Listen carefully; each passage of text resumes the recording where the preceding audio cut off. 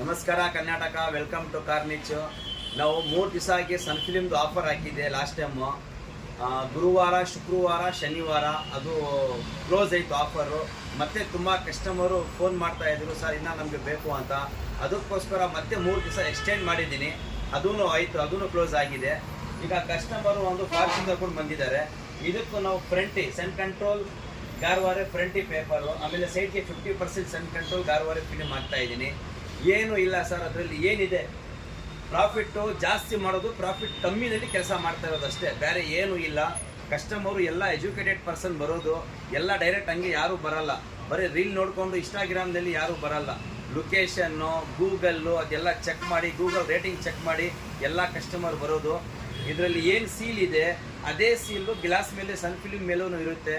ಫ್ರಂಟ್ಗೂ ಬೇಕಂದ್ರೂ ಅದೇ ಸೀಲ್ ಇರುತ್ತೆ, ಸೈಡ್ಗೆ ಬ್ಯಾಕ್ಗೂ ಬೇಕಂದ್ರೂ ಅದೇ ಸೀಲ್ ಇರುತ್ತೆ.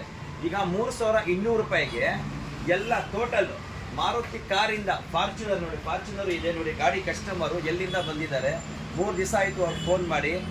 ನೆನ್ನೆ ಅಡ್ವಾನ್ಸ್ ಕೊಟ್ಬಿಟ್ಟು ಇವತ್ತು ಬಂದಿರೋದು ಕಸ್ಟಮರು. ಬಂದಿರೋದವರು ಬರೀ ಫೋನ್ ಮಾಡಿದ್ರು ಬರೀ ಸನ್ ಫಿಲಿಮ್ಗೆ.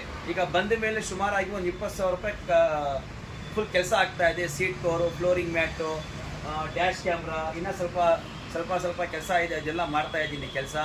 3200 ರೂಪಾಯಿಗೆ ಮಾರುತಿ ಕಾರಿಂದ ಶುರುವಾಗಿ ಫಾರ್ಚುನರ್ ಇದ್ರೂ 3200 ರೂಪಾಯಿಗೆ ಕೆಲಸ ಮಾಡಿಕೊಡ್ತೀನಿ. ಡೈರೆಕ್ಟಾಗಿ ನಮ್ಮ ಅಂಗಡಿಗೆ ವಿಸಿಟ್ ಮಾಡಿ ಡೈರೆಕ್ಟಾಗಿ ಕೆಲಸ ಮಾಡ್ಕೊಂಡು ಹೋಗಿ.